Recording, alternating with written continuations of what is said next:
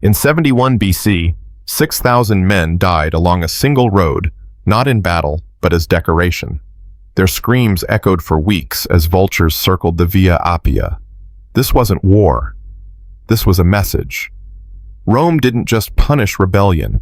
It orchestrated suffering into spectacle, transformed agony into architecture, made terror into theater. For 1,000 years, an empire built on marble and law perfected something darker, the science of breaking the human spirit without ever letting it escape through death. The condemned man's name was Marcus. He stood at the arena gates as dawn broke over Rome, hands, shackled legs trembling. Beyond the iron bars, stagehands assembled wooden wings. A lion paced beneath torchlight ribs showing through matted fur. "You'll be Icarus today," the guard said, almost gently. Marcus didn't look at him. He was watching a small bird trapped in the rafters above, fluttering, panicking, searching for sky it would never reach. "How does the story end?" Marcus whispered. The guard touched his shoulder, not rough, almost kind. "Badly." Julia's face flashed in Marcus's mind, 6 years old, asleep on straw, still clutching the bread he'd stolen for her. She didn't wake when the guards kicked down their door at dawn. That was 3 days ago. He wondered if she knew he was still alive. The gates opened. 50,000 voices swallowed him whole. Rome built aqueducts that defied gravity and punishments that defied mercy. By the height of the empire, 135 days each year were devoted to blood. Mourning exotic animals torn apart for spectacle. Midday executions disguised as theater. Evening gladiators at least allowed to fight back. But the midday show was different. Damnatio ad Bestias, condemnation to the beasts, where criminals didn't just die. They died as someone else. Orpheus, Prometheus, Hercules. Their deaths rewritten as mythology, their suffering transformed into art. The philosopher Seneca attended these executions weekly. He wrote to his friend Lucilius, "I come home more greedy, more ambitious, more cruel, and more inhuman because I have been among humans." He kept going anyway. 3 months before Marcus entered the arena, a woman named Lucia stood in that same sand. They dressed her in silk painted to resemble flames, reds and golds that caught the morning light. Chains wrapped her wrists. A wooden post waited behind her. "Behold," the announcer's voice boomed across the Colosseum, "the punishment of the false prophet." Lucia had told fortunes in the forum without imperial license. Worse, she'd warned a senator's wife, "Your husband will die screaming." 3 days later, the senator choked on a fishbone at dinner. Nero wanted her death to be memorable. 50,000 Romans leaned forward as they chained her to the post. A trained vulture, starved for days, was released from a cage above. The bird circled once, twice. Lucia didn't scream. She locked eyes with the emperor's box and spoke clearly enough for the front rows to hear. "I see the future Caesar. Rome burns. And you're the one holding the torch." Nero stopped chewing his grapes. "What did she say?" His advisor paled. "Nothing, my lord. The madness of the condemned." Nero waved his hand. "Make it slower." The vulture descended, but Lucia's eyes never left Nero's face, even as the bird struck, even as blood ran down her painted silk. In the front row, a 10-year-old girl named Perpetua dropped her honeyed dates and started crying. Her mother slapped her quiet. "Don't waste tears on traitors." After 60 seconds, Nero grew bored. "Enough. Bring the bull." The bronze bull of Phalaris had been created 500 years earlier in Sicily, a hollow statue, beautiful and terrible. Brass tubes ran through its throat, designed by engineers to transform human screams into something resembling a roar. When Nero imported it to Rome, he called it the voice of divine judgment. They opened the bull's back. Lucia's legs gave out as guards dragged her toward it. "Please," she whispered. Not to the emperor, to the little girl still crying in the front row. "Remember my name." They shoved her inside, sealed it, lit the fire beneath. For 90 seconds, nothing. Then the bull began to sing. Not a roar, not music. Something between weeping and metal screaming a sound that made the crowd fall silent despite themselves. Perpetua covered her ears and squeezed her eyes shut, but she couldn't block out the sound. It followed her home that night, into her dreams, into every quiet moment for the rest of her life. 17 minutes later, the singing stopped. Nero stood and applauded. Divine justice has spoken. The crowd erupted, relieved it was over, grateful to cheer, desperate to forget what they'd just witnessed by celebrating it. Perpetua never returned to the Colosseum. 30 years later, when Roman soldiers came to arrest her for being a Christian, she refused to recant her faith. Before they executed her, she told her guard, "I've been dying since I was 10 years old. This is just the end of a very long scream." When he asked what she meant, she said, "I remember Lucia." But Rome's cruelty wasn't random madness. It was policy. In Rome, your punishment depended on your birth. Roman citizen, convicted of theft, exile, maybe a fine. Slave convicted of theft, crucifixion. Same crime, different world. The historian Suetonius wrote, "Justice in Rome was a theater where your seat was determined before you entered." This system worked for centuries because Romans believed punishment revealed character, that how you died proved what you were. And if you were a slave, a rebel, or simply unlucky enough to be poor, Rome decided your character long before your trial. Marcus walked across the arena sand, wearing wax wings that cut into his shoulders. The crowd roared approval. They loved Icarus, the boy who flew too close to the sun, whose ambition melted his wings and dropped him into the sea. Hubris punished, order restored. But Marcus wasn't playing along.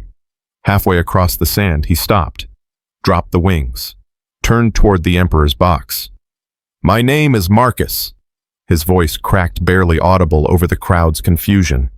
The lion was already charging from the opposite gate 20 feet away, then 10. "I have a daughter. Her name is Julia, 5 feet. I stole bread because she was hungry." The lion leaped. Marcus opened his arms. "That's the truth. Not a myth, just true." Impact, silence. Then the crowd exploded, not in celebration, but in chaos. Some cheered. Some booed. A woman in the upper seats screamed, "Murderers!" before her husband pulled her down. The emperor's box remained still, but something had shifted.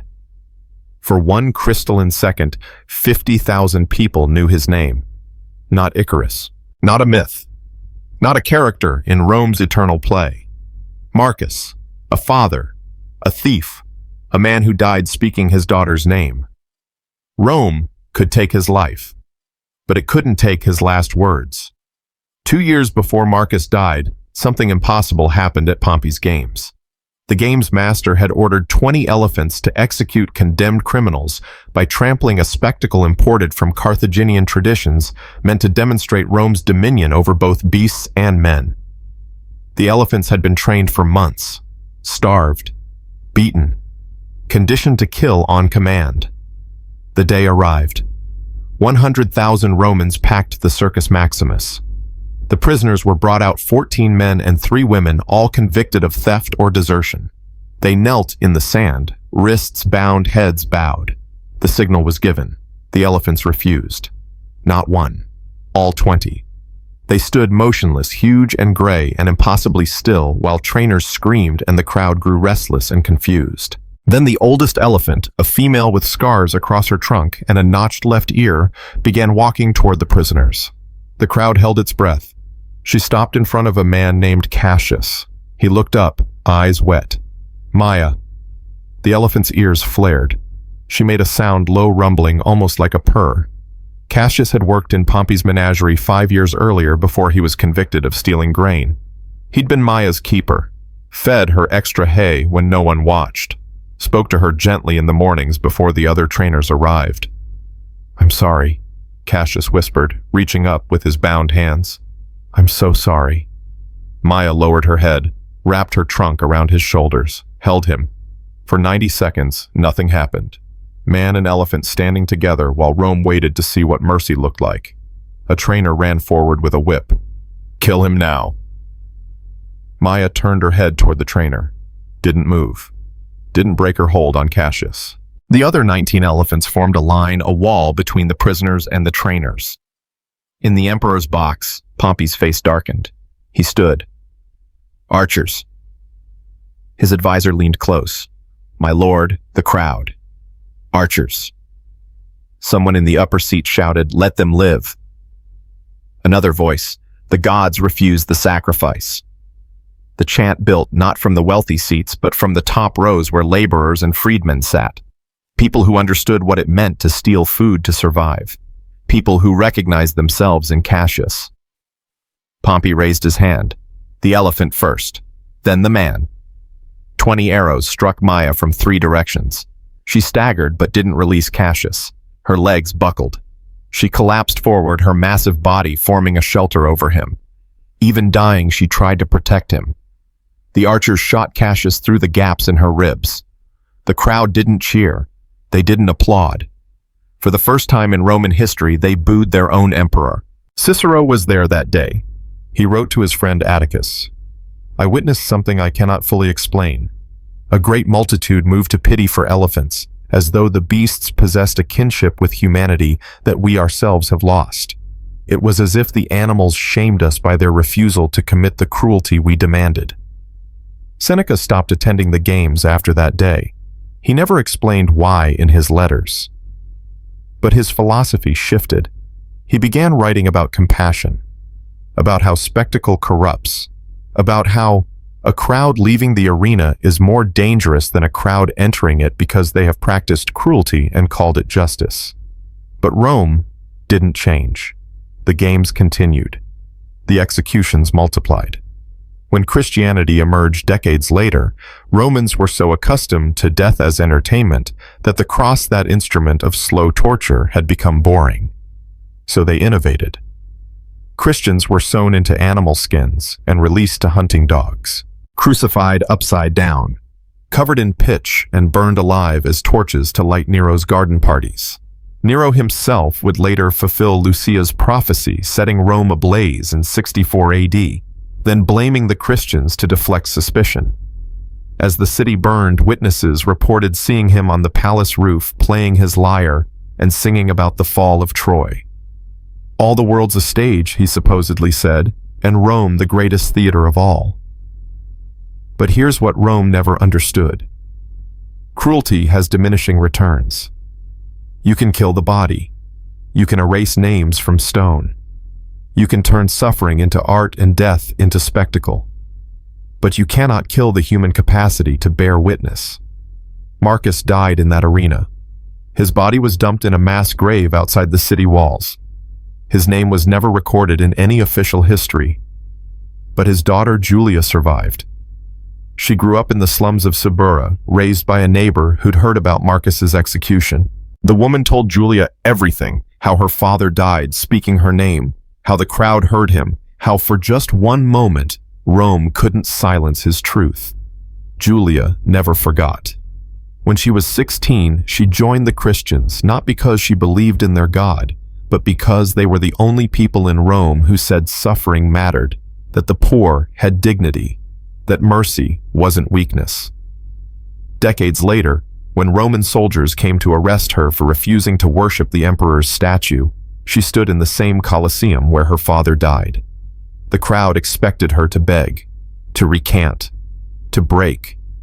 Instead, she spoke clearly. My father's name was Marcus. He died here speaking my name. Now I die here speaking his. Rome, you can take our lives, but you'll never take our voices. The lions were released. But this time something changed. People in the crowd started standing, not cheering, just standing, silent, witnessing. By the time Julia's body was carried out, 300 Romans had walked out of the Colosseum in protest. Small number, meaningless in a city of 1 million. But seeds don't need to be large, they just need to be planted. The Roman Empire would continue for 3 more centuries. The games would grow larger, bloodier, more elaborate.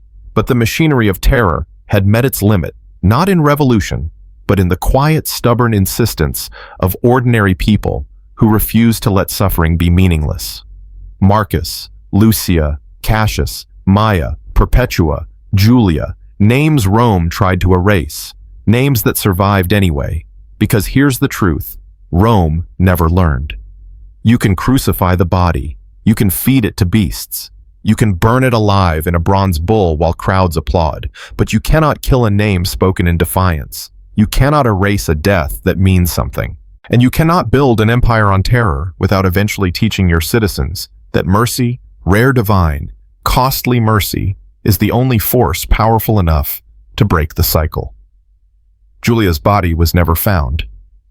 The official records say she was executed and buried in the criminal graves outside Rome. But there are other stories whispered among early Christians, recorded in fragments discovered centuries later in Cappadocian caves. Stories that say she survived, that someone in the arena, a guard perhaps, or a beast master, who'd had enough, opened a service gate during the chaos. That Julia escaped into the catacombs beneath Rome, where communities of the condemned were building something new in the darkness. That she lived another 40 years teaching children to read, preserving the names of the forgotten, writing them on walls that still exist today if you know where to look. Her final words carved in a catacomb near the Via Appia, they gave us numbers. We kept our names. Rome discovered something it never intended. The cruelest torture isn't inflicted on the body. It's the attempt to erase that you ever existed. And the most powerful resistance isn't violence, it's remembering. The catacombs beneath Rome smelled like wet stone and ancient fear. Julia pressed her palm against the wall, tracing carved names in the darkness. Marcus, Lucia, Cassius. Hundreds more people Rome tried to erase, preserved by those who refused to forget. A voice behind her, "You're bleeding." She looked down. Her hands were torn from climbing through the sewers, fingernails black with grime. 3 days since the arena, 3 days running. "Doesn't matter," she said. The old woman, Helena, leader of this underground community, stepped closer with a lamp. Her face was scarred on the left side, burn marks from decades past. "Everything matters down here. That's why we survive." Julia turned back to the wall, found an empty space, used a piece of broken tile to scratch new letters into the stone. Maya, the elephant who refused. "They killed her for showing mercy," Julia whispered. Helena touched the carved name gently. "Then we remember her for it." Footsteps echoed from the tunnel above. Both women froze. A man's voice muffled, "Search every passage. The Emperor wants her found." Helena grabbed Julia's wrist. "This way, quickly." They disappeared deeper into the earth, where Rome's light couldn't reach, where Rome's laws didn't matter, where the forgotten were building something that would outlast the empire itself. But mercy was a luxury the Roman army couldn't afford. 600 miles north in the forests of Germania, 20,000 legionaries prepared for morning inspection. The 9th Legion, Rome's iron fist on the frontier, undefeated for 30 years, until yesterday. Centurion Gaius Varro stood before his century 80 men who'd followed him through snow starvation and 3 years of guerrilla warfare. His face was stone. "Someone broke formation during the ambush," he said quietly. "One man ran. Because of him, 16 brothers died." The soldiers stood rigid, eyes forward. No one moved. Varro walked down the line slowly, stopped in front of a young recruit named Titus, barely 19, fresh-faced, still had all his teeth. "Was it you?"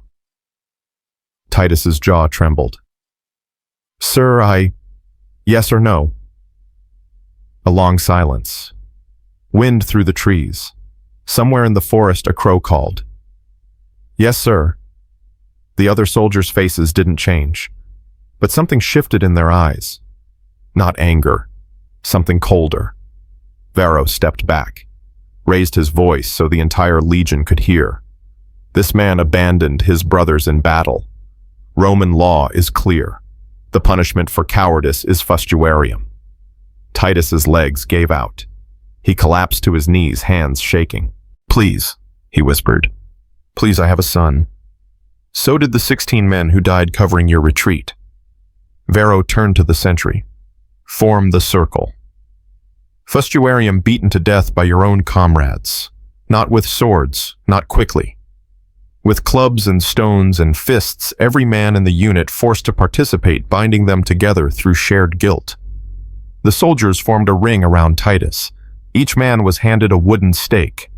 Titus looked up at them, these men he'd eaten with, marched with, joked with during night watches. Men who'd saved his life a dozen times. One of them, a veteran named Marcus. No relation to the Marcus from the arena, but carrying the same name like a curse, met Titus's eyes for just a second. "I'm sorry," Marcus mouthed silently. Then he raised his stake.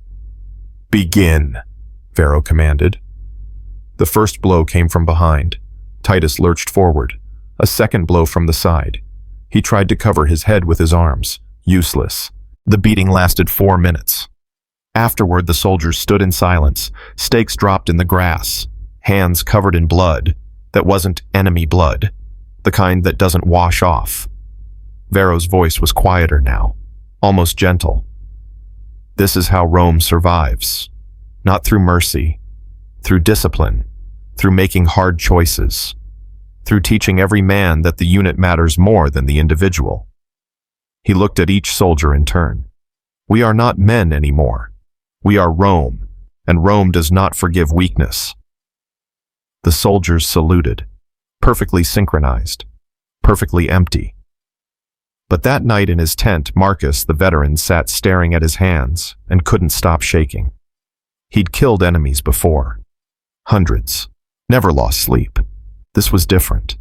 This was his brother.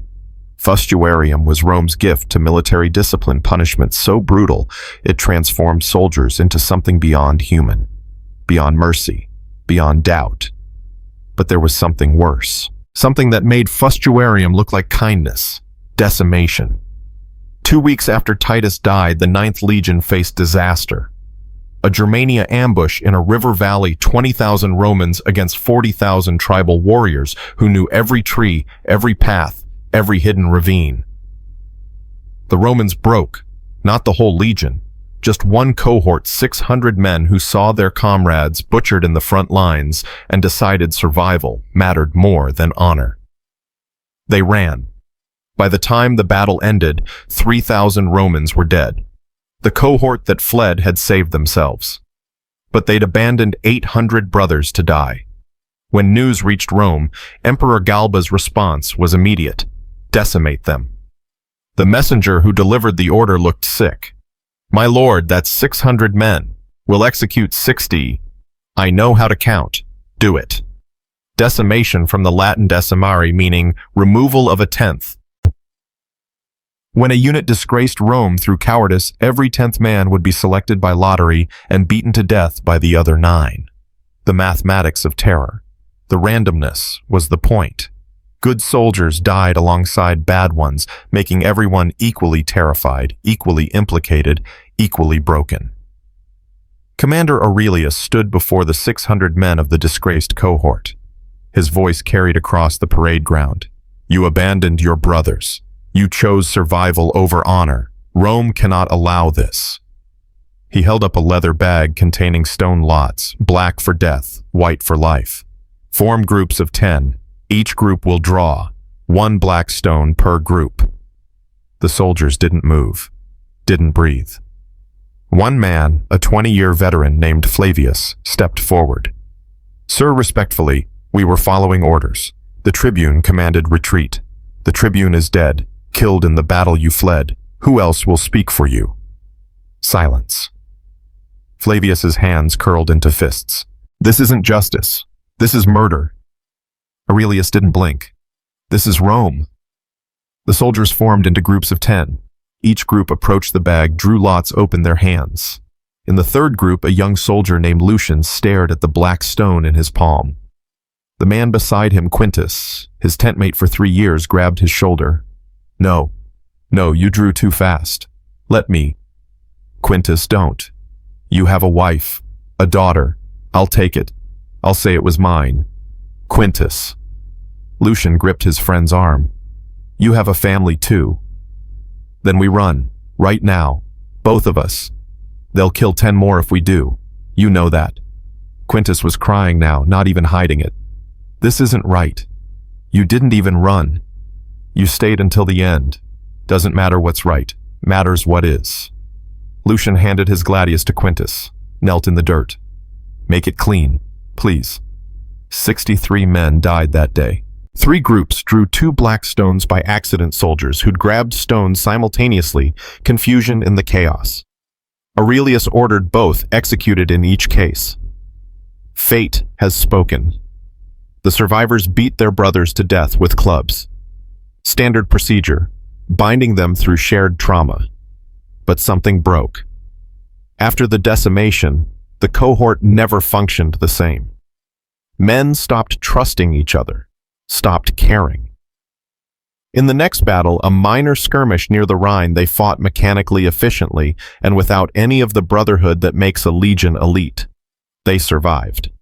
But they weren't Roman anymore. They were just men who'd killed their friends and called it discipline. Marcus, the veteran, the one who'd beaten Titus to death weeks earlier, sat in his tent that night, sharpening a knife that didn't need sharpening. Another soldier entered, sat down without asking. "You thinking about deserting?" he asked quietly. Marcus didn't look up. "Every day." "What stops you?" "Where would I go? I'm Roman. That's all I've ever been." The other soldier nodded. "Yeah." A long silence. Wind through canvas. Distant sound of sentries changing shifts. "You know what I realized," Marcus said finally. "Rome doesn't need enemies. We're destroying ourselves just fine." "Careful. That's traitor talk." "Is it?" Marcus looked at him. "We beat Titus to death for running. Then we beat 63 men to death for running. How long before they beat us to death for questioning if any of this makes sense?" The other soldier stood to leave. Stopped at the tent flap. "Probably not long," he said softly. "But at least we'll die knowing we were right." He left. Marcus went back to sharpening his knife. But decimation wasn't the cruelest part. It was what Rome did with the survivors. After a unit was decimated, the remaining soldiers weren't just traumatized, they were marked. The legion was forced to camp outside the city walls, fed only barley instead of wheat. Denied salt rations that prevented scurvy. Humiliation as policy. The disgraced cohort of the 9th Legion endured this for 6 months. Men developed skin lesions, lost teeth, watched brothers die from infections that proper food would have prevented. And through it all, they had to watch regular legions march past them into Rome, celebrated honored human. One night, a soldier named Decimus stood at the edge of their barley ration camp, staring at the city lights in the distance. His friend Gaius joined him. "Remember when we used to be heroes?" Decimus said. Gaius laughed bitter hollow. "Were we, or were we just men who followed orders until the orders ran out?" "I don't know anymore." That's the point. They break you until you don't know. Until you stop asking questions. Until you're grateful just to be Roman, no matter what Rome asks you to do. Decimus turned to look at his friend. "You sound like a Christian." "Maybe the Christians are right." "Careful." "Why, what's Rome going to do? Execute me. They already did. I'm just waiting for my body to notice." Gaius walked away. Decimus stood there alone, watching the city that had made him a monster and called it glory.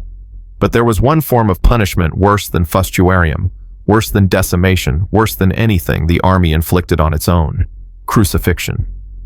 The slave revolt led by Spartacus had ended 70 years before Marcus died in the arena.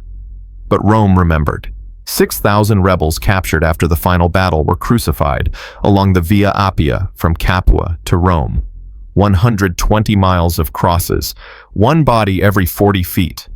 The historian Appian wrote, "The road became a forest of the dying, their cries audible for miles." It took 3 weeks for the last man to die. Rome didn't do this for justice. They did it for memory, to create a monument to suffering so vast, so inescapable, that anyone who walked that road would understand rebellion dies slowly. One of those 6,000 was named Darius. He'd been a field slave in Campania before joining Spartacus. Never killed anyone. Just wanted to be free. Fought in 3 battles, survived 2, captured in the 3rd. Now he hung on a cross between 2 strangers, wrists nailed through the nerve clusters, feet nailed together, lungs slowly collapsing under his own weight. The worst part wasn't the pain, it was watching the people pass beneath. Families on their way to Rome, merchants with carts, Roman citizens going about their lives not even looking up anymore. The crosses had become scenery. On the 2nd day, a little boy stopped beneath Darius's cross, maybe 6 years old. "Mama, why is that man up there?" His mother pulled him along. "He was bad. Don't look." "Is he sleeping?" "Something like that." They kept walking. Darius wanted to scream at her. "I'm not bad. I'm not sleeping. I'm dying. Please just see me."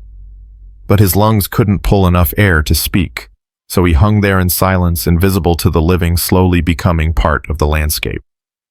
Crucifixion was designed to maximize suffering while minimizing speed. Death came from asphyxiation, the weight of your body pulling down, collapsing your lungs. To breathe, you had to push up on the nails in your feet, pull on the nails in your wrists. Every breath was a choice to torture yourself further. Most men lasted 2 to 4 days. Darius lasted 6. On the 5th day, the man on the cross to his right, a former gladiator named Crixus, managed to speak. "Brother." Darius turned his head, agony in his neck. "Yeah. What was your real name? What? Before slavery. What did your mother call you?" Darius had to think. He'd been called boy and slave and property for so long. "Alexios," he whispered finally. "My name was Alexios." Crixus smiled, cracked lips, broken teeth, but real. "Good. Name." He died an hour later. Darius Alexios hung there alone, repeating his real name over and over in his mind like a prayer. Alexios. Alexios. Alexios. Rome could crucify his body, but it couldn't take the name his mother gave him. When Alexios finally died on the 6th day, his body was left hanging for another week. Standard procedure: let the birds finish the work. Let the bones sun-bleach until they're white as marble. Let everyone who walks this road understand what happens when you challenge Rome. But something unexpected happened. At night, people came. Slaves mostly. Freedmen. The poor. They couldn't take the bodies down, that was a death sentence. But they left things at the base of the crosses. Flowers, bread, coins for Charon the ferryman of the dead. Small acts of remembrance that said, "You were human. You mattered. We saw you." By the time the Romans noticed and posted guards, there were hundreds of offerings along the Via Appia, silent rebellion, the kind Rome couldn't crucify. Commander Aurelius, the same man who'd ordered the decimation, walked the Via Appia one evening surveying the crosses. His aide walked beside him. "Sir, there's something you should know. The offerings at the crosses, they're not stopping, even with guards. People wait until night and... I know. Should we increase patrols?" Aurelius stopped, looked up at the skeleton that had been Alexios' bones, gleaming in the sunset. "No. Sir, you can't patrol memory. You can't guard against people who refuse to forget." He started walking again. The crosses were supposed to teach them fear, but they're learning something else. "What's that, sir?" "That suffering can be witnessed, that the crucified can be remembered. That memory is more powerful than terror." His aide looked confused. "Is that a problem?" Aurelius didn't answer. But that night, he wrote a letter to his son, a boy studying philosophy in Athens, safe from the empire's machinery of violence. "I have crucified men for Rome. I have decimated legions for Rome. I have turned brothers against brothers and called it discipline. And now I wonder what happens when an empire runs out of people willing to inflict suffering. What happens when mercy becomes more attractive than glory?" He never sent the letter, burned it instead, because asking those questions was more dangerous than any rebellion. 20 years after the Via Appia crosses came down, Rome faced a new problem: Christians. They didn't rebel, didn't form armies, didn't challenge Rome's borders. They just refused to call the emperor divine, and they remembered the crucified. They made the cross, Rome's ultimate symbol of terror, into a symbol of hope. They said suffering wasn't meaningless. They said the executed mattered. They said mercy was stronger than empire. Rome tried everything: burned them alive, fed them to lions, crucified them by the thousands. And every time more Christians emerged, because Rome had taught the world how to suffer spectacularly. The Christians taught them how to suffer meaningfully. In the catacombs beneath Rome, Julia finished carving another name into the wall: Alexios, the man who died remembering who he was. Helena stood behind her with the lamp. "How many names now?" Julia asked. "Thousands. Maybe tens of thousands. We'll never know all of them.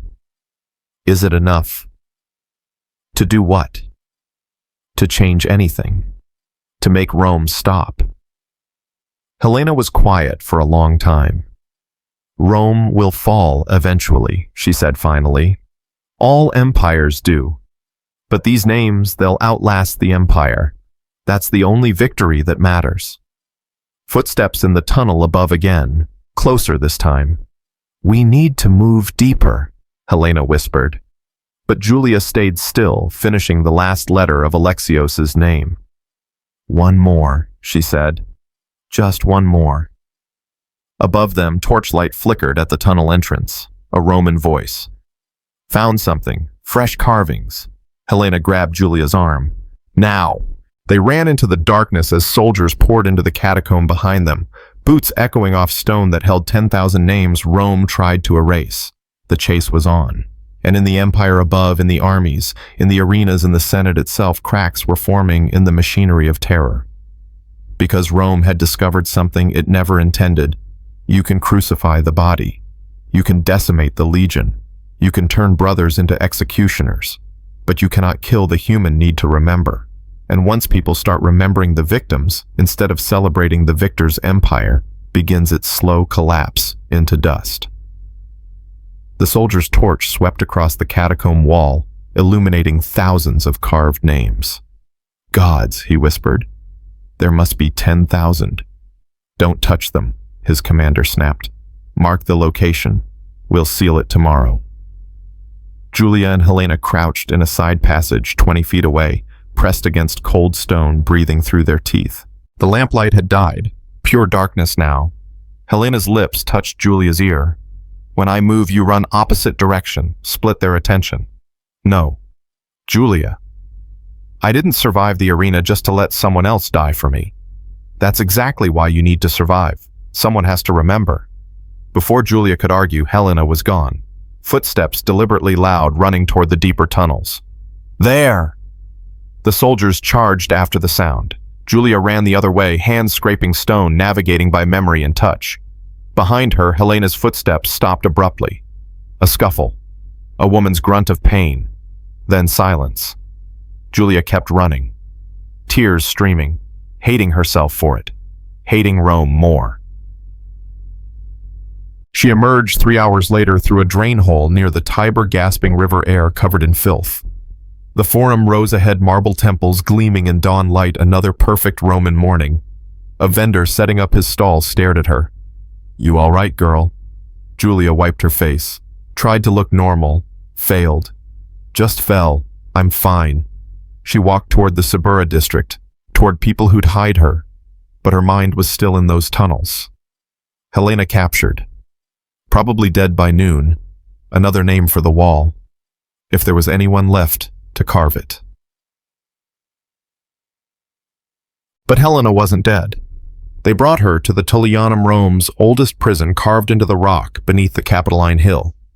A hole in the ground where enemies of state waited for execution. The jailer, a man named Rufus, 60 years old, 30 of them spent watching prisoners die, pushed her down the stone steps. "Emperor wants you alive for the games next week," he said. "Try to stay that way." Helena landed hard. Hands caught her other prisoners in the darkness. "Easy," a man's voice. "You're safe. Well, safer than you were." Her eyes adjusted. 12 people in the cell, men and women, some with Christian crosses tattooed on their wrists. Others just looked poor. "What did they get you for?" the man asked. "Memory," Helena said. He laughed short, bitter. "Yeah, that'll do it." Above ground, Rome prepared for Emperor Commodus's games, the greatest spectacle in a decade. 10 days of celebration for the emperor's birthday. Commodus had announced he'd personally appear in the arena as a gladiator dressed as Hercules naturally. The Senate was horrified. Senator Marcius stood in the Curia addressing his colleagues with barely controlled rage. An emperor in the arena fighting like a common slave. This is madness. Senator Quintus Younger, more pragmatic, shook his head. This is Commodus. He believes he's Hercules reborn. Arguing with a god is dangerous. He's not a god. He's a spoiled child playing dress-up while Rome rots. Careful, Quintus glanced around. The walls have ears, literally. He pays street children to report sedition. Marcius lowered his voice. How did we get here? How did the empire of Marcus Aurelius, philosopher emperor, the last of the good ones, produce this? Sons rarely live up to their fathers, especially when their fathers are legends. Then what do we do?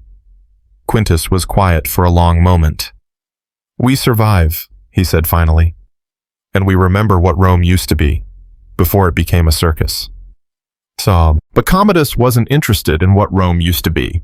He stood in his private arena, smaller than the Colosseum, reserved for practice, holding a gladius that cost more than most Romans earned in a lifetime. Gold inlaid handle. His name engraved in the blade. His trainer, a former champion named Narcissus, circled him carefully. My lord, your stance is perfect. My stance is perfect. Of course, I only meant Commodus attacked. Fast, reckless, no technique. Narcissus blocked easily, stepped aside, let the emperor's momentum carry him past. Again, Commodus roared. They fought for another 5 minutes. Commodus landing no hits. Narcissus gently redirecting every strike, making it look like the emperor was almost winning. Almost. Finally, Commodus threw down his sword. You're letting me lose. Never, my lord. Don't lie to me. Narcissus knelt. Forgive me. You're simply learning. All great warriors must learn. Commodus stared at him, breathing hard, face red. Next week in the Colosseum, I fight a real opponent, not training, real. My lord, the risk. I'm Hercules. I don't fear risk. Of course not, but perhaps a wounded opponent, someone already. You think I'm weak? No, my lord, I think you're... Commodus grabbed Narcissus by the throat, not squeezing, just holding, making a point. I think you're afraid of what happens if I lose, Commodus whispered. But here's the truth, old friend. If I lose in that arena, you die. Your family dies. Everyone you've ever spoken to dies. Do you understand? Narcissus nodded, barely. Commodus released him, smiled.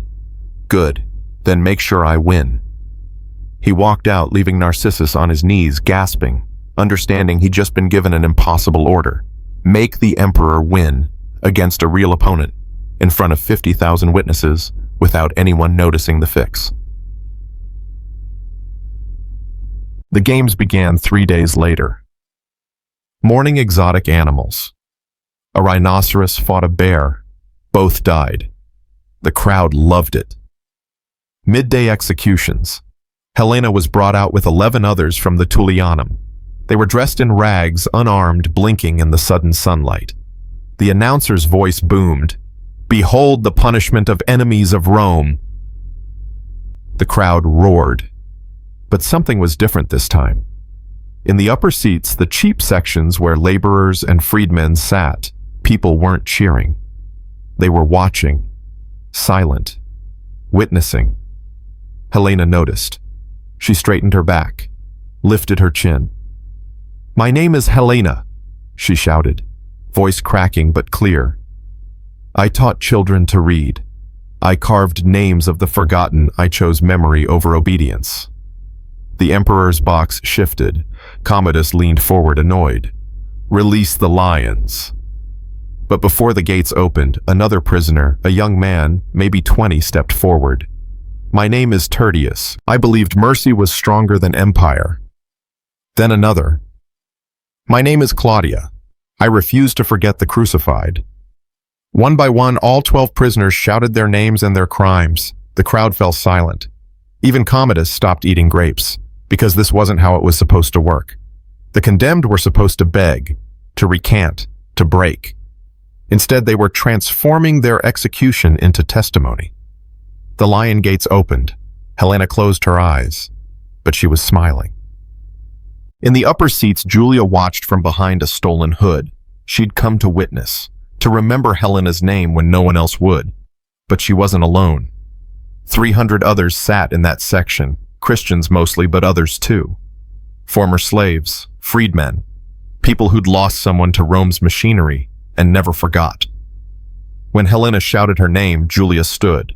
Then the person beside her stood. Then another. Within seconds, 300 people were standing in silent solidarity. Not cheering, not protesting, just standing, bearing witness. The rest of the Colosseum noticed. Soldiers moved toward the section, but slowly, uncertain. This wasn't a riot. This wasn't rebellion. This was something Rome had no protocol for. Commodus stood in his box. "Sit down." No one moved. "I said sit down." Still nothing. His face went purple. "Archers." "My lord," his advisor's hand on his arm. "Not here. Not like this. They want to be martyrs. Don't give them what they want." Commodus's jaw worked. He wanted blood, wanted obedience, but shooting citizens in the Colosseum, Roman citizens, not criminals, that was a line even he couldn't cross. Not yet. He sat down, waved his hand. "Continue." The lions charged. Julia watched Helena die, but she watched 50,000 other Romans watch too, and for the first time in centuries the crowd looked disturbed. Not entertained. Disturbed. That night, Commodus summoned Senator Marcius to the palace. Marcius entered the throne room expecting execution. Instead, Commodus was pacing, agitated. "They stood," Commodus said. 300 of them just stood there. "Yes, my lord." "Why? I don't know." "You're a senator. You're supposed to know these things." Marcius chose his words carefully. "Perhaps they're tired." Tired of what? Of blood, of spectacle, of watching people die for entertainment. Commodus stopped pacing, stared at him. "Are you saying my games are unpopular?" "I'm saying Rome is changing." "Rome doesn't change. Rome is eternal. Even eternal things can rot from within." The words hung in the air. Commodus stepped closer. "Are you calling me rot, Senator?" "I'm calling the system rot. You're just inheriting it." For a moment, Marcius thought he was dead. Then Commodus laughed. Bitter, hollow. "You know what's funny? My father, the great Marcus Aurelius, philosopher, emperor, beloved by all, he attended games too. Watched people die. Never stopped it. Never even questioned it. Your father was complicated. My father was a hypocrite. Wrote about virtue while maintaining a torture state. At least I'm honest about what Rome is." He turned away, staring at a bust of his father. "I'm going to fight in the arena next week. As Hercules. I'll win. The crowd will love me. And everything will go back to normal. And if they don't, then I'll kill enough people until they do." Marcius was dismissed. Walking out of the palace, he realized Commodus wasn't defending the games. He was defending himself against the creeping understanding that maybe, just maybe, his entire life was built on something monstrous, and that understanding terrified him more than any enemy. The philosopher Epictetus wrote decades earlier, "It's not death a man should fear, but never beginning to live." Rome was a civilization that had never begun to live. It had survived, conquered, expanded, built monuments to its own glory, but it had never learned to live with mercy. And now, in its decadence, surrounded by marble temples and golden statues, and 50,000 people, watching 12 prisoners die with dignity, Rome was finally beginning to feel the weight of every name it tried to erase. In the catacombs, Julia returned with 5 others. They found the tunnel the soldiers had marked. The entrance was sealed with bricks and mortar still wet. "Can we break through?" someone asked. Julia touched the wall. "No. They've collapsed half the tunnel. It'd take weeks." "Then those names are lost." "No." She pulled out a piece of charcoal. "We write them again. Everywhere. On every wall in Rome if we have to." She started writing. Helena, Alexios, Marcus, Lucia, Cassius, Maya. The others joined her. And in the darkness beneath the eternal city in tunnels Rome would never fully map. A resistance was being written in carbon and memory, names that would outlast emperors. Narcissus the trainer sat in his quarters, staring at the gladius he'd been given. Next week he'd enter the Colosseum with Commodus. The emperor would fight a real opponent, a prisoner probably drugged, definitely weakened. Narcissus's job was to make sure the emperor won. But he'd been a gladiator for 30 years before becoming a trainer. He knew how fights actually worked. And he knew something else. If he accidentally let the prisoner land a real blow, just one in the right place, Commodus would die. The madness would end. Rome might have a chance. His hand tightened on the sword handle, but his family, his daughter, his grandson, who'd just learned to walk. Commodus had made it clear the emperor's life was worth more than 1,000 others. Fail and everyone Narcissus loved would die. Succeed and Rome would continue rotting under a madman. He closed his eyes. Wondered when the choice to do the right thing became impossible. Wondered if that was Rome's real torture, not the cross, not the arena, not the bronze bull, but the slow realization that the system was designed to make good people into executioners.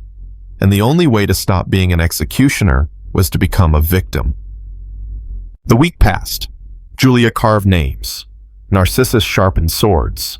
Commodus practiced being Hercules. Senator Marcius drafted a letter to provincial governors warning them Rome was unstable.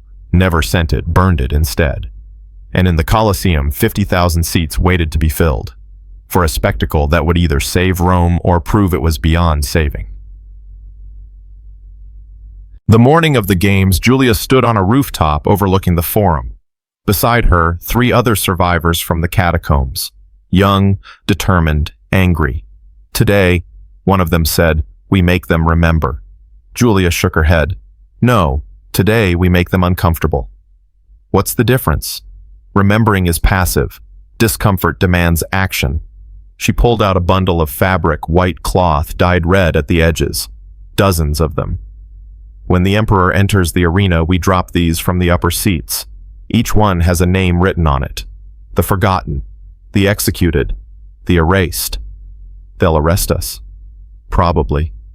We could die. Definitely." Silence. Then one of them smiled. Helena would have loved this. Julia smiled back. Helena would have done it better. They headed toward the Colosseum as the sun rose over Rome. The final games of Commodus were about to begin. And somewhere between the arena sand and the emperor's box, between the crowd's expectations and the performer's terror, Rome's machinery of suffering was about to break in a way no one predicted. Because empire can survive rebellion. It can survive war. It can even survive military defeat. But it cannot survive the moment when its citizens stop believing suffering is entertainment and start recognizing it as evidence of their own moral collapse. That moment was coming, and it was wearing Hercules' costume. The Colosseum filled before dawn. 50,000 bodies pressing into stone seats, vendors hawking wine and roasted nuts, children on their fathers' shoulders. Another day of games, another spectacle. But something felt different. In the upper sections, people weren't laughing, weren't betting on outcomes. They were watching the arena entrance with the same expression you'd wear at a funeral. Julia and her 3 companions climbed to the highest tier bundles of red-stained cloth hidden under their cloaks. Below them, the entire architecture of Roman power spread out like a map of empire senators in purple equestrians in white, the imperial box draped in gold. "When," one of her companions whispered, "when he enters. When all eyes are on him. And if they catch us before, then someone else does it tomorrow. The names don't stop just because we do." A trumpet blast. The crowd noise died. The announcer's voice echoed. "Citizens of Rome, today you witness divinity made flesh. Hercules reborn your emperor Commodus." The gates opened. Commodus strode into the arena wearing a lion skin over golden armor, carrying a club embedded with jewels. Theatrical, absurd, terrifying because he believed it. The crowd erupted, not all of them cheering, but enough. Noise for noise's sake, filling the silence with sound so you didn't have to think about what you were watching. Commodus raised his club, soaked in the adulation. "Now," Julia said. They pulled out the cloths. Dozens of them white fabric stained red around the edges, each one painted with a name in black letters. Marcus, Helena, Lucia, Alexios, Cassius, Tertius, Claudia. They dropped them over the rail. The cloths fell like snow, like blood. Drifting down through 50,000 people, landing on shoulders in laps across the arena sand itself. One landed at Commodus's feet. He looked down, saw the name Helena. His head snapped up, searching the crowd. But Julia and her companions were already moving, splitting up, disappearing into the mass of bodies.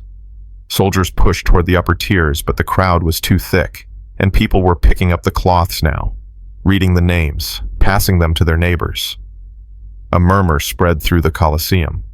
Not anger, not protest. Recognition. Bestias. In the imperial box, Senator Quintus leaned towards Senator Marcius. "Did you plan this?" "No, but I wish I had." Below them, Commodus stood frozen in the arena. The spectacle had been hijacked, his moment of divine glory interrupted by a reminder of everyone his glory had killed. His voice boomed, "Who did this?" Silence. I said, "Who?" "Does it matter?" A voice from the crowd. "Old man, upper section." "The names are real," another voice. "My brother's name is there, decimated for retreating. A woman, my son, crucified for stealing bread." More voices joining, not organized, not rehearsed, just people who'd carried grief in silence for so long that the moment someone acknowledged it, they couldn't stop talking. Commodus's trainer Narcissus appeared at the arena entrance leading a prisoner. The opponent, a man who'd been a gladiator once before a leg injury ended his career. He walked with a limp, looked 50, was probably 35. "My lord," Narcissus called, "your opponent awaits." Commodus turned, grateful for the distraction, for something he could control. "Yes, good. Let's begin." But his hands were shaking. The prisoner's name was Varus. He'd killed 19 men in the arena before his injury, retired, opened a small shop selling olive oil. Then his shop burned, accident, bad luck, Rome, and he couldn't pay his debts. Debtors became criminals. Criminals became entertainment. Now he stood in the sand holding a gladius that wasn't his, facing an emperor dressed as a god. Narcissus approached Varus, pretending to check his armor. Whispered, "He's going to kill you. You understand that?" "I know. But you can make it look good. He wants a fight. Give him one. Just don't win." Varus looked at the emperor, at the jeweled club, at the golden armor that was more costume than protection. "What if I do win? Then I die. My daughter dies. Her son dies. 20 other people I've never met die." The emperor made that very clear. Varus nodded slowly. "So I die either way. But if you die well, only you die. That's supposed to comfort me." Narcissus's voice broke. "It's all I have." He walked away. Varus tested the weight of his gladius. Not balanced, deliberately. Even the weapons were fixed. He looked up at the crowd. saw the white cloths with red edges everywhere, saw people reading names, and he made a decision. The fight began. Commodus charged like he'd been trained aggressive, flashy, no defense. Verus sidestepped, could have struck, didn't. They circled. Commodus swung his club. Verus blocked with his gladius. The impact sent shockwaves up his injured leg. He staggered. The crowd leaned forward. Commodus smiled. Pressed the attack. Another swing, another block. Verus retreating, now visibly struggling. This was the script. The injured gladiator overcome by divine strength. Hercules triumphant. But then Verus stopped retreating. Commodus swung again. This time Verus ducked under it, stepped inside the emperor's guard, and placed the tip of his gladius against Commodus's throat. Not hard enough to break skin, just resting there. A promise.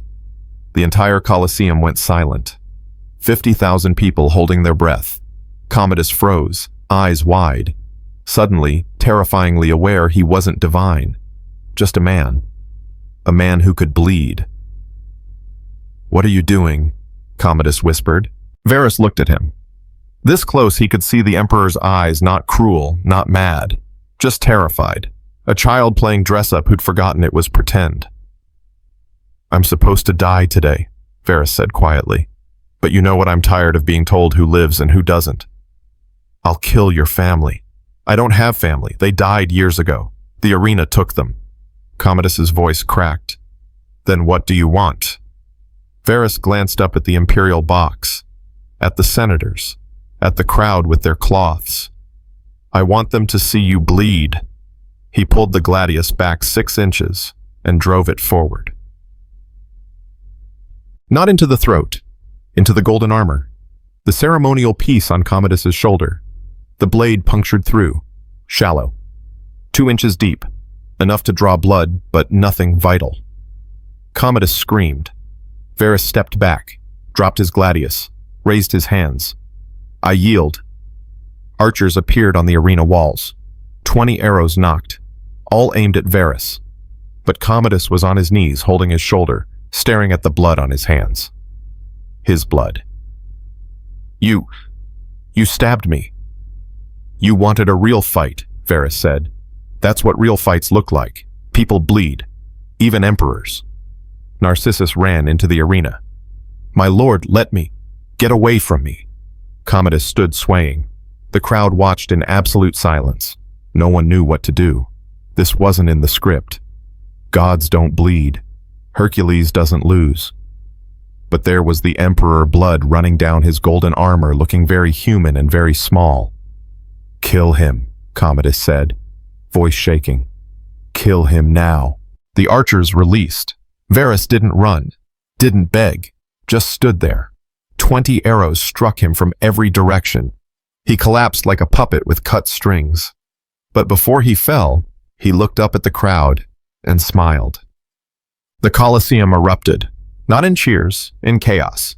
Half the crowd booing, a quarter cheering uncertainly, the rest just sitting in stunned silence, clutching their white cloths with red edges, watching the emperor who'd promised divinity literally bleeding in front of them. Commodus stumbled toward the exit. Narcissus tried to help. The emperor shoved him away. "This was your fault. You trained him. I trained him to lose my lord. He stabbed me. He yielded. He could have killed you. He chose not to." Commodus stopped, stared at his trainer, understanding dawning. "You wanted him to kill me." "No, my lord. You told him to fight for real. I told him to give you a good show. He did. A good show. I'm bleeding." "Yes." Narcissus met his eyes. "You are, just like everyone else who's ever bled in this arena. Thousands of them, tens of thousands, all human, all mortal, all erased so you could play God." Commodus's voice dropped to a whisper. "I could have you killed." "You already have. I'm a dead man. We both know it." He turned and walked away, leaving the emperor standing in the tunnel, dripping blood, suddenly very alone. That night, Commodus summoned his Praetorian prefect. "I want the catacombs searched, every tunnel, every passage. Find whoever dropped those cloths. Bring them to me alive. My lord, the catacombs are vast, miles of... I don't care. Find them. The prefect bowed, left. Commodus sat alone in his chambers, shoulder bandaged, staring at a mirror. The wound wasn't serious, would heal in weeks, but something else had broken. He'd stood in front of 50,000 Romans and bled like a common criminal. His divine image shattered, his Hercules costume revealed as just that costume. He picked up a goblet, threw it at the mirror. Glass exploded. In the shards he saw 50 reflections of himself, all of them bleeding, all of them human. Julia and her companions hid in a workshop in the Subura district. The owner, a freedman named Gaius, who'd lost his son to the games years ago, had offered shelter without asking questions. "You can't stay long," he said. "They're searching every building. We know." Was it worth it? Julia thought about Helena, about the crowd's faces when the cloths fell, about Commodus bleeding in the sand. Yes. Why? Because for 5 minutes, 50,000 people stopped pretending this was entertainment. They saw it for what it is. And what's that? Murder, dressed in gold, called justice. Gaius nodded slowly, pulled something from a shelf, a small wooden box, weathered and old. "My son carved this before he died. Said if anything happened to him, I should give it to someone who'd remember." He opened it. Inside was a piece of papyrus covered in names, hundreds of them, written in a child's handwriting. He spent his last year collecting these. Names of people executed in the arena, thought someone should write them down. Julia's hands trembled as she touched the papyrus. "What was your son's name? Lucius?" She pulled out her charcoal, found a blank spot on the wall, wrote Lucius. "He'll be remembered." Gaius's eyes filled with tears. That's all any father wants. But the Praetorians were closing in. 3 buildings over, soldiers kicked down doors, interrogated families, arrested anyone who hesitated. One of Julia's companions, a young man named Felix, stood at the window watching. "They're getting closer." "How long do we have?" "Maybe an hour, maybe less." Julia looked at the others. 3 young faces, determined, terrified. "You can leave. All of you. Scatter. They're looking for me, not you." No one moved. "I mean it. This isn't your..." "Yes, it is," Felix said. "My sister died in the arena 2 years ago. They dressed her as Medusa, fed her to dogs. I watched." Another companion. "My father was decimated. I was 6. The third. My mother refused to worship the emperor's statue. They burned her alive." They all had names to remember. That's what Rome never understood. You can't erase memory by killing the people who carry it. Memory spreads, multiplies. Every execution creates witnesses. Every witness creates more carriers. "Then we finish what we started," Julia said. She pulled out the bundle of remaining cloths. "Maybe 30 left. We split up, cover different districts, drop these everywhere. If they catch us, fine. But by tomorrow morning, every street in Rome should have a name on it. And if they kill us, then someone else picks up the cloths and keeps going." So they left at midnight. 4 directions. 4 people. 120 names between them. Julia headed toward the Forum. The heart of Rome, where senators walked, where empire made its decrees. She moved through shadows, dropping cloths on doorsteps, tucking them into fountain crevices, draping them over statues. Each one a small act of defiance. Each one a refusal to let suffering be invisible. At the Temple of Saturn, she encountered a Praetorian patrol. "Stop!" She ran. Through the Forum, past shuttered shops, soldiers behind her boots on stone torches bouncing. She ducked into an alley. Dead end. Turned around. 3 soldiers, swords drawn. "You're the one from the Colosseum," the lead soldier said. Julia reached into her cloak, pulled out the last cloth, the one with her father's name, Marcus. "Yes," she said. "I am." She held up the cloth. "Let them see it. This was my father. He died speaking my name. 50,000 people heard him. You can kill me, but you can't unhear that. You can't unmake memory. The soldier stepped closer, sword raised. The Emperor wants you alive. The Emperor is bleeding in his palace right now, terrified because a retired gladiator made him human. You think I'm afraid of him? You should be. I was, for years. Then I realized fear is what they want. Fear is how they control us. But I'm done being afraid. She dropped the cloth at their feet. My name is Julia, daughter of Marcus, and you'll remember both of us. The soldier's hand tightened on his sword. Behind him, the other two guards looked uncertain. One of them, younger, maybe 20, stared at the cloth on the ground. My uncle's name is on the walls, he said quietly. In the catacombs, decimated for retreating. The lead soldier didn't turn. Shut up. I saw it when we searched the tunnels. His name. Someone remembered him. I said shut up. But his voice lacked conviction. Julia saw it. The crack. The moment of doubt. You know what's happening, don't you? She said. Rome is built on forgetting, on erasing, on pretending suffering doesn't matter. But people are remembering now. And once that starts, you can't stop it. Not with swords. Not with crosses. Not with all the arenas in the empire. The young guard lowered his sword. The lead soldier spun on him. What are you doing? I don't know. The young man's voice shook. But I'm tired of arresting people for having memories. You'll be executed for this. Probably, but at least someone will write my name on a wall. He looked at Julia. Run. Tom. She ran. Behind her, sounds of struggle, steel on steel, shouting. She didn't look back, emerged onto the Via Sacra, the sacred road, where triumph parades marched, where generals became gods.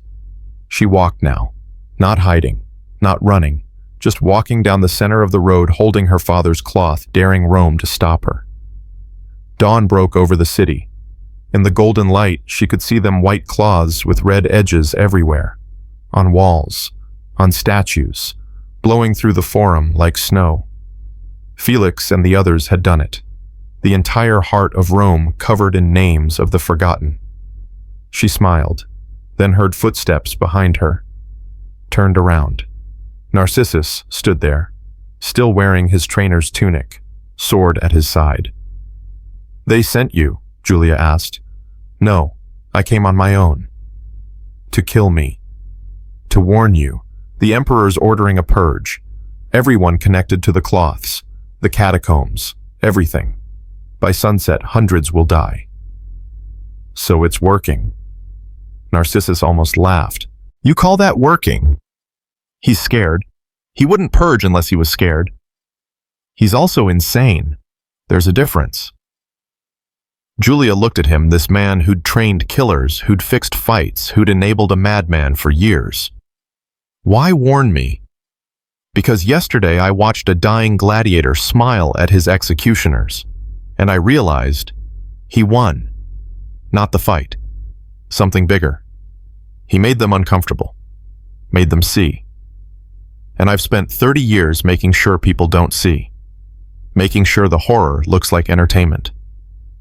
He pulled something from his belt. A cloth with a name. Varus. I'm done, Narcissus said. Done fixing fights. Done pretending this is normal. Done being afraid. He handed her the cloth. Add his name to your walls. He deserves it. Then he walked away toward the Colosseum, toward whatever came next. Julia stood alone in the forum as the sun rose over Rome, holding two cloths now, her father's and Varus's. Behind her, the city was waking. People emerging from their homes, seeing the names, reading them, carrying them inside, memory spreading like fire. And she understood Rome's greatest torture wasn't what it did to bodies. It was what it tried to do to memory. But memory once sparked doesn't die. It multiplies, until even emperors bleed. By noon, the Senate convened an emergency session, not to discuss policy, not to debate law, to decide what to do about names written on walls. Senator Marcius stood before his colleagues exhausted. He'd been up all night walking the forum reading the cloths. Gentlemen, we have a problem. Senator Quintus, always pragmatic, always careful, shifted in his seat. The cloths will be removed. The girl will be caught. This will pass. Will it? Marcius gestured toward the door. Beyond it, the forum buzzed with unusual energy. People weren't shopping. They were reading walls. Half of Rome is standing outside right now looking at names of people we executed. Our fathers executed. Our grandfathers executed. Do you understand what that means? An older senator, Gaius Severus, 70 years old veteran of 3 wars, spoke quietly. It means they're finally paying attention. Exactly. And attention is dangerous. Severus smiled, sad, knowing. I was at the Via Appia when they crucified Spartacus's rebels. 6,000 crosses. I was 17. My father made me walk the entire road. This is what happens to those who challenge Rome, he said. I threw up 3 times. Nightmares for years.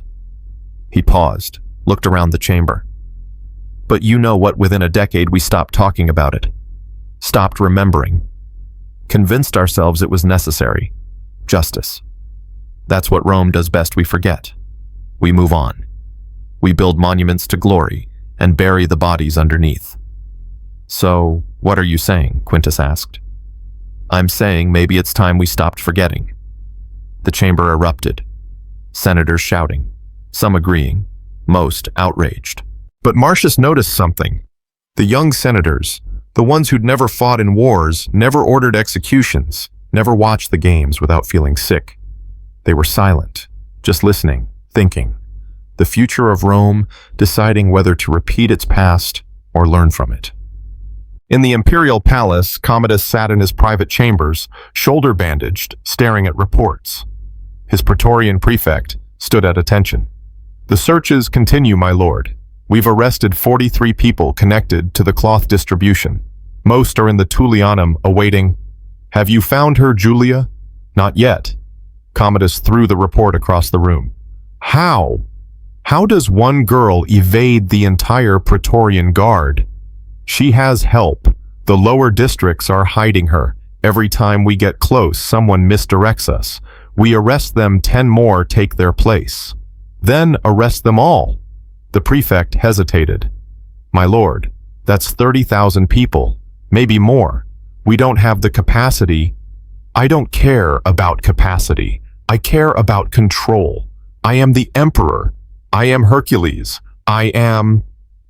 He stopped, looked at his bandaged shoulder. He was bleeding. Still bleeding. 2 days later, the physician said it was infected. Something in the gladius. Rust. Dirt. The wound wouldn't close properly. My lord, the prefect prompted, get out. The man left quickly. Alone, Commodus stood and walked to his mirror, the one he'd shattered now replaced. Looked at himself. Golden armor gone. Lion skin gone. Just a man with a bandage looking 20 years older than he had a week ago. He thought about his father, Marcus Aurelius, the philosopher emperor, the last of the good ones. His father had written in his meditations, when you wake up in the morning, tell yourself the people I deal with today will be meddling, ungrateful, arrogant, dishonest, jealous, and surly. But I have seen the beauty of good and the ugliness of evil and have recognized that the wrongdoer has a nature related to my own. Commodus had never understood it. His father's obsession with virtue while maintaining an empire built on cruelty. Now, staring at his reflection, he wondered if his father had simply been a coward, unwilling to change the system, unwilling to stop the games, unwilling to admit that philosophy and empire were incompatible. Or maybe his father understood something Commodus didn't, that empires don't change through decree. They change when enough people decide they're tired of being complicit. Julia spent 3 days moving through Rome's underground, the real underground, not just catacombs, safe houses, hidden rooms, networks of people who'd been resisting quietly for decades. An old woman named Drusilla led her through a tunnel beneath the Tiber. We've been doing this since Nero, Drusilla said, hiding Christians mostly, but also deserters, escaped slaves, anyone Rome decided was disposable. How many of you are there? Thousands, maybe tens of thousands. You never know everyone. Safer that way. But we all know the same thing. What's that? That empire is held together by two things: violence and silence. Break either one, the whole structure shakes. They emerged in a warehouse near the Tiber docks. Inside, 50 people worked by candlelight. Not fighters, not rebels, scribes. They were copying names from Julia's original lists, making duplicates, hundreds of them. Felix was there directing the operation. Julia. He hugged her quickly. We thought you'd been caught. Almost. Narcissus warned me. The Emperor's trainer. Why would he? Because he's tired. We're all tired. Even the people enforcing the system are breaking. Felix showed her the operation. Tables covered in papyrus, ink pots, scribes working in shifts. We've copied 12,000 names so far. We're distributing them to every city in the empire. Alexandria, Carthage, Athens, everywhere. Julia's hands trembled. 12,000. And counting. Every name you carved in the catacombs. Every name from the arena records we stole. Every crucifixion. Every decimation. Every execution disguised as entertainment. Rome will kill you for this. Rome is already killing us. At least this way we die for something. One of the scribes, an elderly man with ink-stained fingers, looked up. I was a slave for 40 years, he said. Freed at 60. Spent my freedom learning to read. You know what I read first? The execution lists. Wanted to see if my son's name was there. He was taken when he was 12. Never saw him again. Did you find him? Yes. Executed at 15 for stealing fish. No trial. No record. Just gone. He held up a piece of papyrus. A name written carefully. Darius. But not anymore, the old man said. Now he's remembered. That's worth dying for. Julia looked at the room full of scribes, at the stacks of papyrus, at the network of people who'd decided remembering mattered more than surviving. And she understood something. Rome had spent 1,000 years perfecting the machinery of death. These people were building the machinery of memory. And memory, it turned out, was stronger. On the 5th day after the games, Commodus collapsed. The infection in his shoulder had spread. Fever, delirium. The physicians tried everything: leeches, poultices, prayers to Asclepius. Nothing worked. By sunset, his advisors were preparing for succession. Praetorians taking positions. Senators calculating alliances. Narcissus stood outside the emperor's chambers, listening to the man he'd served for years, thrash and fever dreams calling for his father. A young Praetorian approached. The prefect wants to know if the emperor dies, do we continue the purge? Narcissus looked at him. Really looked. The guard was maybe 22, scared, uncertain. What's your name? Narcissus asked. Sir. Your name. What is it? Lucius, sir. Lucius. If the emperor dies, you're free to choose what kind of man you want to be. The kind who follows orders without thinking, or the kind who asks if the orders make sense. I don't understand, sir. You will, eventually.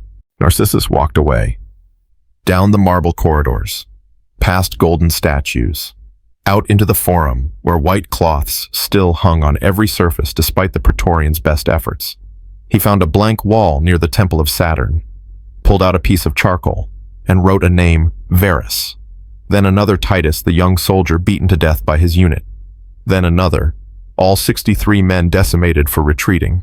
He wrote until his hand cramped, until dawn light filled the forum, until a crowd gathered behind him watching in silence. When he finished, he turned around. 200 people stood there. Citizens, slaves, soldiers off duty, just watching. I trained gladiators for 30 years, Narcissus said, his voice carried across the forum. I fixed fights, made sure the emperor always won, made sure the spectacle looked real enough to entertain but fake enough to control. He gestured at the wall. These are the people I helped kill. By silence. By complicity. By telling myself I was just following orders. A Praetorian in the crowd stepped forward. Sir, you're confessing to being Roman, to participating in a system that turns suffering into entertainment. We're all guilty. Every single one of us who's ever walked past a cross without stopping. Every person who's ever attended the games and convinced ourselves it was justice. The crowd murmured, not angry, not defensive, ashamed. So what do we do? Someone asked. Narcissus looked at the names on the wall, at the faces around him, at the city he'd served his entire life.